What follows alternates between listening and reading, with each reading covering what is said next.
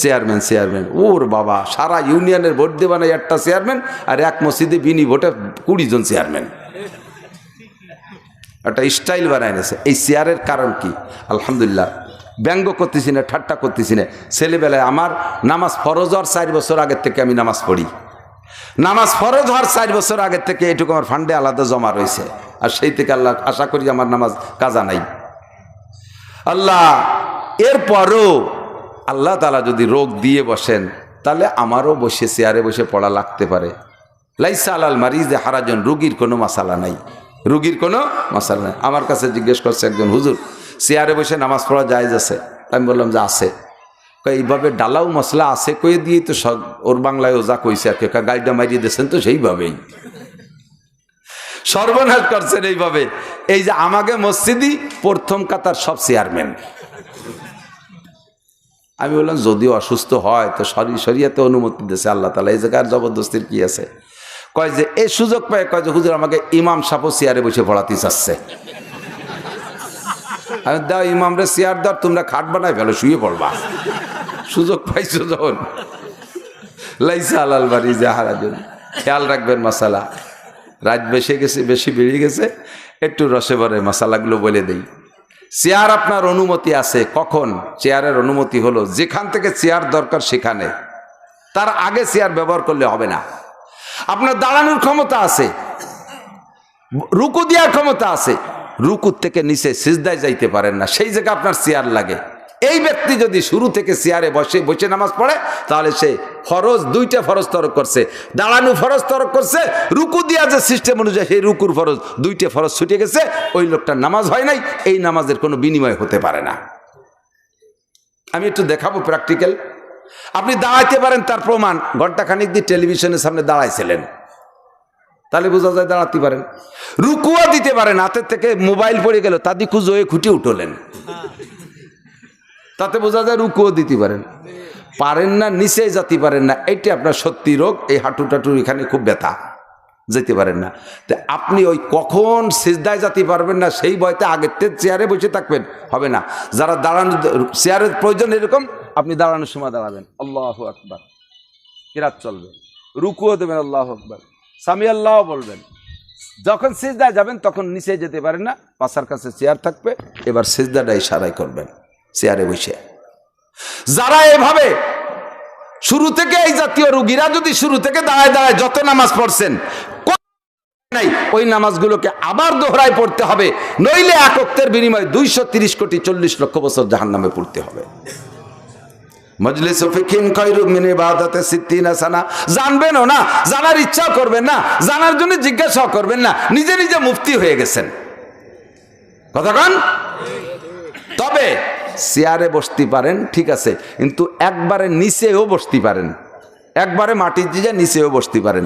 ওই নিচে বসলে আপনি কপাল লাগায় সিজদা করতে পারেন, কপাল লাগায় সিজদা করতে পারেন, তাহলে আপনি চেয়ারের দিক যাবেন না। আপনি নিচে মাটিতে বসিয়ে ফ্লোরে বসে কপাল দিয়ে সিজদা দেওয়ার চেষ্টা করবেন, চোখের ইশারায় সিজদা, আর মাটিতে কপাল লাগায় সিজদা। জীবনে কোনোদিন স্বাদের দিক দিয়ে একরকম হবে না। সিজদা নামাজের মাকসাদই হলো আল্লাহর কুদরতি কদমে কপাল লাগায় সিজদা দেওয়া। এই জন্য চেয়ার বাদ দিয়ে নিচে ফ্লোরে সিজদা দেওয়ার যদি তো ক্ষমতা হয়, তাহলে ওখানে যে সিজদা দিয়ে নামাজ পড়ার চেষ্টা করবেন। কথা কি বুঝে আসছে? এবার নামাজ যখন শুরু হয় তখন একটা ভুল করে থাকেন আপনারা, আমার জানা মতেই বলতেছি এই মশালাগুলো। অনেকটা দেখি, ইমামতি করছি তো বহুকাল, মুসল্লি নামাজে দাঁড়াচ্ছে, মুখ বন্ধ, কানে হাত দেয়। ইমাম সাহেব যখন আল্লাহু আকবার বলে কানে হাত দিছে, উনিও কানে হাত দেয়, মুখ বন্ধ, মুখ বন্ধ, আল্লাহু আকবার বলে নাই। তাকবীরে তাহরিমা বলা, নামাজের ফরজ 13টি, তার ভিতরে একটা তাকবীরে তাহরিমা বলা, মুখে আল্লাহু আকবার বলা ফরজ। যতবার আপনি এরকম আল্লাহু আকবার বলা ছাড়া শুধু মুখ বন্ধ করে কানে উলা দিছেন, অতবার ওই সব নামাজ আপনার বাতিল হয়ে গেছে। এবার এই আল্লাহু আকবারকে জারি করা, প্রথম তাকবীর দেওয়া ফরজ। এরপরে উঠতে বসতে সামি আল্লাহ রাব্বানা লাকাল হামদা আবা আল্লাহু আকবার যা আছে, এ সব জায়গায় আল্লাহু আকবার বলা সুন্নাত। ওই সুন্নতগুলো না করলে আপনার নামাজ হয়ে যাবে, সুন্নত তরকের গুনাহ হবে, কিন্তু প্রথম তাকবীর না দেওয়ার কারণে নামাজ হয় নাই। 3 নম্বর মাসালা হলো, এবার আপনার আল্লাহু আকবার বলার ক্ষেত্রে সতর্ক থাকতে হবে। ইমাম সাহেব বড় জামাত হইলে অথবা ইমামের কণ্ঠ একটু ভালো হইলে প্রথম তাকবীর একটু টানিয়ে দেয়, আল্লাহু আকবার টানিয়ে দিছে। মুয়াজ্জিনরা আজান টানিয়ে দেয়, সুর বালরি টানিয়ে দেয়, তাই না? সুর বালরি টানিয়ে দেবে, টানতে টানতে অনেক সময় কি টানতেছে তাও মনে তাই না। আমাকে এক সাথী ছিল আবুল হাসান, ও পুকুরা সর্দারপাড়া মসজিদে আজান দিচ্ছে, এ হাইয়ালাল ফালারে টানতেছে, টানতে টানতে ওর মনে নাই কারে টানতেছে, খানি করে হাইয়ালাল ফালাহু আকবার কারে টানতেছে তো। ইমাম সব টাইনি কইছে আল্লাহু আকবার, তো ইমাম আল্লাহ করে টানতেছে, আপনি মনে হচ্ছে অনুমতি তো দিয়ে দিয়েছে, আপনি শটে মারি দিয়েছেন আল্লাহু আকবার। ইমামের আল্লাহু আকবারের র শেষ হওয়ার আগে যদি আপনার আল্লাহু আকবার বলার র শেষ হয়ে যায়, আপনার ইমামের পিছনে ইক্তেদা হয়নি, নামাজ বাতিল, আপনি ইমামের আগে চলে গেছেন। সালাম ফিরানোর সময় ইমামের আগে যেন আপনার আসসালামু আলাইকুম রহমতুল্লাহ শেষ না হয়ে যায়। অনেক সময় বড় জামাতে মুকাব্বির হয় না, মুকাব্বিরি অনেকে করবেন, আরে ভাই মাসলা জানেন, কইছি তো আগেই বলে নিছি, বহুয়া তো অনেক তালে করছি, আজকে একটু শ্রেষ্ঠ ওয়াজ করার নিয়ত করছি। খেয়াল করেন, মুকাব্বির ইমাম সাহেব কয় সামিআল্লাহু লিমান হামিদাহ, মুকাব্বির যিনি থাকবেন ইমামের হামিদাহ বলার আগে যেন আপনার রব্বানা লাকাল হামদ বলা শেষ না হয়ে যায়। আপনার রব্বানা লাকাল হামদ যেন ইমামের পরে থাকে, যেন আগে না হয়ে যায়। কথা বলেন, ইমামের আগে হয়ে গেলে আপনি নষ্টের মধ্যে চলে যাবেন। 2 রিকাত নামাজ, 4 রিকাত 3 রিকাত ওয়ালা নামাজের 4 রিকাত বা 3 রিকাত, আরেকটা মশালা বলি নেই, কষ্ট হচ্ছে নাকি? একেবারে বাজে কথা বলতেছি নাকি? প্রয়োজন আছে না নাই? কত যে বলবো, মাথার মধ্যে খালি ভিড় করতেছে। আল্লাহু আকবার। সূরা ফাতিহা পড়ছেন, সূরা ফাতিহা, এই সূরা ফাতিহা পড়ার ব্যাপারে ইমাম সাহেবদেরকে উলামায়ে কিরাম একটু খেয়াল করবেন। আপনারা জানেন না তা না, বা এর মুজাকারা না থাকার কারণে অনেকে গাফলাতির সাথে আমলের থেকে ছুটে যাচ্ছে। আমি বড় পণ্ডিত তা বলছি না, আমি এই নিয়ে গবেষণা করি বিধে আপনারা একটু স্মরণ করা দিচ্ছি, আমার জন্য অন্য কিছু মনে করবেন না, আমি আপনারা খাটো মনে করতেছি না, খেয়াল রাখার জন্য বলতেছি। এদিক তাকান, সূরা ফাতিহা পড়বেন, সূরা ফাতিহা পড়বেন। স্বাভাবিকভাবে তারাবির নামাজটা একটু তাড়াতাড়ি পড়ে, দৈনন্দিন যে নামাজগুলো পড়তেছি এর ভিতরে কিরাতের দিকে খেয়াল রাখবেন। ইমাম সাহেবরা সূরা ফাতিহার 7 আয়াতের 7 নিঃশেষে পড়ার চেষ্টা করবেন। হাদিসের ভিতরে আপনি পড়েছেন, বান্দা যখন সূরা ফাতিহা পড়া শুরু করে এক একটা করে আয়াত পড়ে ছেড়ে দেয়, আর আল্লাহ এক একটা জবাব দিয়ে দেয়। আলহামদুলিল্লাহি রাব্বিল আলামিন পড়ে ছেড়ে দিয়েছেন, আল্লাহ সাথে সাথে জবাব দাও হামিদানি আব্দি, আমার বান্দা আমার প্রশংসা করছে। আল্লাহ কুচিতি বলেই ফেলায়, আমার বান্দা আমার প্রশংসা করছে। আর রহমানির রহিম আসনা আলাইয়া আব্দি, আমার বান্দা আমার প্রশংসা করেছে। এই কই আল্লাহ জবাব দেয়। আর রহমানির রহিম মালিকি ইয়াউমিদ্দিন সাদাকা আব্দি, থ্যাংক ইউ বান্দা, তুমি সত্য কথা বলেছো, বিচার দিনের মালিক আমি। ইয়্যাকা না'বুদু ওয়া ইয়্যাকা নাস্তাঈন, এই অংশের ভিতরে, এই আয়াতের ভিতরে 2টা অংশ। ইয়্যাকা না'বুদু, আল্লাহ তোমার ইবাদত করি, এটা আল্লাহর। ওয়া ইয়্যাকা নাস্তাঈন, আমার জন্য একটু সাহায্য চাই, এটা আমার। এটা 2 ভাগ হয়ে গেছে না? এই সময় আল্লাহ কি কয় জানেন? হাযা বাইনি ওয়া বাইনা আবদি ওয়া লি আবদি মা সাআলা। এই আয়াতটা 2 ভাগ, অর্ধেক আমার আর অর্ধেক আমার বান্দার। আমারটা আমি পেয়ে গেছি, আর আমার বান্দা যা চাইলে তা তারা দিয়ে দিলাম। এবার কি চাইলাম? আল্লাহ তোমার কাছে যে সাহায্য চাই, বলবো আল্লাহ? কয় বলো। আমার সাহায্য চাইলে 1 নম্বর ইহদিনাস সিরাতাল মুস্তাকিম। এ বাংলাদেশে কত দল যে দেখতেছি আল্লাহ, আমি তো বুঝে উঠতে পারতেছি না কোন দিক যাব। আমি তো হজবর হয়ে গেছি, ব্যবসাকার মধ্যে পড়ে গেছি, কোন দিক ভোট দেবো। সামনে নির্বাচন আসতেছে, জামাত ইসলাম আল্লাহরও খারাপ না, চরমনের হুজুর তো আরও ভালো, এরপরে মামুন সাহেবের জন্মের ভালোবাসি, আবার খেলাফত আন্দোলন, আবার খেলাফত মজলিস, আবার কি কয় ঐক্য জোট, সবই তো হুজুর গে, আবার আমলিগ বিএনপি তো আমাকে পুরনো মহব্বতের দল আছে, তো বুঝতে পারতেছি না কি করবো।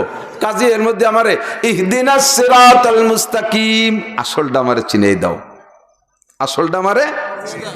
তবে অনুরোধ, আসলটার ভিতরে আবার আমি ডেফিনেশন বলে দিচ্ছি, পরিচয় দিয়ে দিচ্ছি, কোন আসলটা আমার জানা মতে বলবো আল্লাহ? কদি তোমার কোনটা পছন্দ হয়?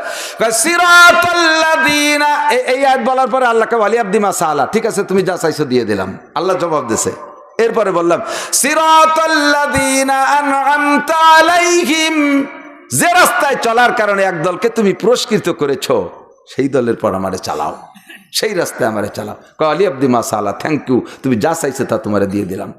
তবে আল্লাহ তোমার পায়ে ধরি, তোমার কাছে অনুরোধ, গায়রিল মাগদুবি আলাইহিম ওয়ালাদ-দাল্লিন, ইহুদ আর নাসারাদের রাস্তায় আমারে চালাইও না। আল্লাহ কয় ওয়ালি আব্দি মাসালা, ঠিক আছে তুমি যা চাইছো তোমারে তাই দেওয়া হলো। এই যে আল্লাহ ফাঁকে ফাঁকে জবাব দেয়, আপনি যদি এক নিশেষে আউয়াল আখির মারি দেন, আলহামদুলিল্লাহ রাব্বিল আলামিন রহমানির রহিম, হঠাৎ দাল্লিন, আল্লাহ কয় কি কব তাই তো আমি ভাগ পালাম না, তুই যে চাললি তা দেবো কোন সময়? জোরে পড়েন আর আসতে পারেন, শব্দে পড়েন আর বিনা শব্দে পড়েন, সূরা ফাতিহা আয়াত ছেড়ে ছেড়ে দিয়ে পড়বেন, আল্লাহ পাকের জবাবগুলো আপনি পেয়ে যাবেন, পুরস্কারগুলো পেয়ে যাবেন। কিরাত পড়বেন কিভাবে? ইমাম সাহেবরা একটু খেয়াল করেন। ভাই দোস্ত বুজুর্গ, কষ্ট হচ্ছে, আমার মাথা ফাটে যাচ্ছে, কিন্তু আপনাদের বসায় আমার ভালো লাগতেছে বলতে। ইমাম সাহেবরা কিরাতের দিকে খেয়াল রাখবেন। এ জায়গা এ সূরাতে 2 আয়াত, খানিক দূর যে আর এক জায়গাতে 1.5 আয়াত, 2 আয়াত, এই বাংটা কাটাকাটি নামাজ হয়ে যাবে, যেহেতু আল্লাহ বলছেন ফাকরাউ মা তায়াসসারা মিনাল কোরআন, যে কোনো জায়গা থেকে পড়লে নামাজ হয়ে যাবে তরতিব ঠিক রেখে। কিন্তু এইটা করলে খুব খারাপ লাগে, এই জায়গাতে একটু ও জায়গাতে একটু খোঁজ খাবলা। সূরা পড়তে লাস্টে মাত্র একটা আয়াত বাদ থুয়ে রুকুতে চলে গেছে, আবার 3 সূরা পরে যাই আর এক সূরার মাঝখানের থেকে ওইরকম 3-4 আয়াত পড়ে 2 পাশে বাদ দিয়ে থুয়ে চলে গেছে। এত জ্বালা লাগে, তর্জমা তো বুঝি, আমার মনে করে নামাজটা ছাড়িয়েই দেই। কোরআন শরীফকে সূরা ফাতিহা থেকে নিয়ে নাস পর্যন্ত বড় বড় জলিলুল কদর মুহাক্কিক সাহাবায়ে কেরাম, মুহাদ্দিস মুফাসসির সাহাবায়ে কেরাম বৈশা হযরত উসমান, হযরত ওমর, হযরত আলীর উপস্থিতিতে, আবু হুরায়রা, হযরত আব্দুল্লাহ ইবনে আব্বাস, জলিলুল কদর সাহাবাদের উপস্থিতিতে বসে কোরআন শরীফকে মিল দিয়ে তরতিবের সাথে সাজাইছে। এই তরতিবে কোরআন শরীফ সেইভাবেই লেখা হয়েছে। তুমি সে জায়গা পড়া জায়গা উল্টো পাল্টা করবা কে? সবচেয়ে সুন্দর হয় এই এক রেখাতে এক সূরা পড়া এবং তরতিবের সাথে পড়া। আলাম তারা পড়লে লিলাফি, আলাম তারা পড়লে লিলাফি পড়েন, তারপর আড়াইতাল্লা যাবলি ইন্নাতাইনা পড়েন, কুলিয়া পড়লে ইজাজা পড়েন, তাব্বা তেদা পড়লে পরের রেখাতে কুলহু পড়েন, এইভাবে ঠিক রাখেন। ইমাম সাহেবরা বড় বড় হুজুররা আমপারা সুরতে মোটে নামাজের মধ্যে পড়বে না, কয় তালি মনের মধ্যে ছোট হুজুর, সিফারার হুজুর, সিফারার হুজুর। আমি গহরডাঙ্গা মাদ্রাসায় দাওরা যেবার পড়ি, সেই বছর লাস্টের 6 মাস আমার চৌমনি হুজুর রহমতুল্লাহ নিজি মাদ্রাসার মসজিদের 3 ওয়াক্তের ইমাম বানাই দিছে। আসর মাগরিব ঈশা আমি পড়াইতাম। একদিন প্রথম রেখাতে আলাম তারা পড়ছি, দ্বিতীয় রেখাতে ইন্না তাইনা পড়ছি মাগরিবে। বরিশালে হুজুর রহমতুল্লাহ আলাইহি আমারে বলতেছেন, মিয়া আলাম তারা প্রথম রেখাতে পড়ার পরে আমি কাশিয়ানী হুজুর আমরা যারা আছি আমরা অপেক্ষা করি যে তুমি দ্বিতীয় রেখাতে লিলাফি পড়বা। কেন হুজুর? কয় কি আলাম তারার ভিতরে আল্লাহ যে ঘটনাটা বলছেন, এই ঘটনাটা কি জন্যে, এই কারণ বলছে লিলাফির মধ্যে। আলাম তারা কাইফা ফাআলা রাব্বুকা বিআসহাবিল ফিল, আসহাবে ফিল হস্তি বাহিনীর সাথে যে আচনা ওকে তৈরান আবাবিল, পাখি দিয়ে আল্লাহ তাআলা পাথর মাইরে আব্রাহা বাদশার হাতি বাহিনীর শেষ করছে, এটা হলো আলাম তারা। সঙ্গে বলতে অধিক তো আমার আলোচনা নাই, এই জন্য ইশারা দিয়ে যাচ্ছি।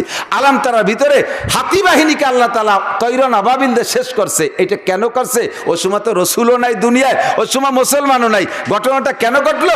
লিলাফি কুরাইশদেরকে খুশি করার জন্যে। তাহলে আলাম তারার ঘটনাটা জড়ানো রয়েছে লিলাফির সাথে। প্রথম রেখাতে আলাম তারা পড়লে, দ্বিতীয় রেখাতে লিলাফি না পড়লে আমার খুব খারাপ লাগে। না মিল আছে? প্রথম রেখাতে ওয়াইলুল্লি পড়লে, দ্বিতীয় রেখাতে অবশ্যই তুমি যদি আলাম তারা পড়ো তখন লিলাফিরে পড়বানে কোন সময়, তার তো আর জায়গা থাকলো না, এ জায়গা একটু কম থেকে যায়। কাজেই ওয়াইলুল্লি প্রথম রেখাতে পড়লে তাহলে দ্বিতীয় রেখাতে কোন ছিল? দ্বিতীয় রেখাতে আড়াইতাল্লাজি পড়ো।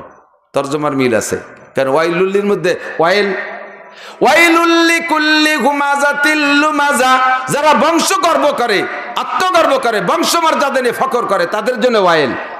আবার সূরা আরাইতাল্লাজির মধ্যে দেখেন ওয়াইল আছে, ওয়াইলুল্লি কুল্লি কি কয়, আরাইতাল্লাযী ইউকাযযিবু বিদ্দীন ফাযালিকাল্লাযী ইয়াদউল ইয়াতীম ওয়া লা ইয়াহুদ্দু আলা তুআমিল মিসকিন ফাওয়াইলুল লিল মুসাল্লিন।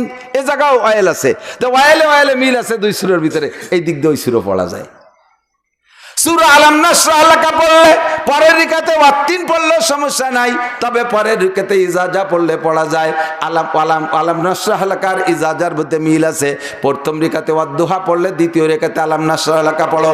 ওয়াদ্দুহার মধ্যে নবী পাককে সম্বোধন করে আল্লাহ বলতেছেন ওয়াদ্দুহা ওয়াল লাইলি ইজা সাজা মা ওয়াদ্দাআকা রাব্বুকা, আপনাকে আপনার রব ছাড়ে নাই। মা ওয়াদ্দাআকা রাব্বুকা ওয়া মা ক্বালা ওয়ালাল আখিরাতু খায়রুল লাকা মিনাল উলা, দুনিয়ার থেকে আপনার জন্য আখিরাত বেশি ভালো। ওয়ালা সাফা ইউতিকা, বেশি দেরি নেই আপনাকে দেবে। সব নবীকে বলতেছেন। আবার আলাম নাশরাহ লাকার মধ্যে তাই আলাম নাশরাহ লাকা সাদরাক, আমি কি আপনার সিনা খুলে দেই নাই? ওয়াদানা আনকা বিজরাক, আপনার থেকে কি বোঝা নামাই দেই নাই? এটাও আল্লাহর রাসূলকে সম্বোধন করে এই দিক মিল করে পড়বেন ইমাম সাহেবরা, তাহলে খুব ভালো লাগে। আর যদি মাঝের থেকে পড়তে চান এক এক রিকাতে এক এক রুকু পুরো পড়বেন, আর যদি পুরো নাও পড়েন তাহলে এক রুকুরে দুই ভাগ করে দুই রিকাতে পড়বেন। এইটা হবে সবচাইতে সুন্দর। তাহলে তরজমা রুকু থেকে রুকু পর্যন্ত একটা বিষয়ের আলোচনা, এই কিরাতের দিকে লক্ষ্য রাখা, এটাও একটা জরুরি বিষয়।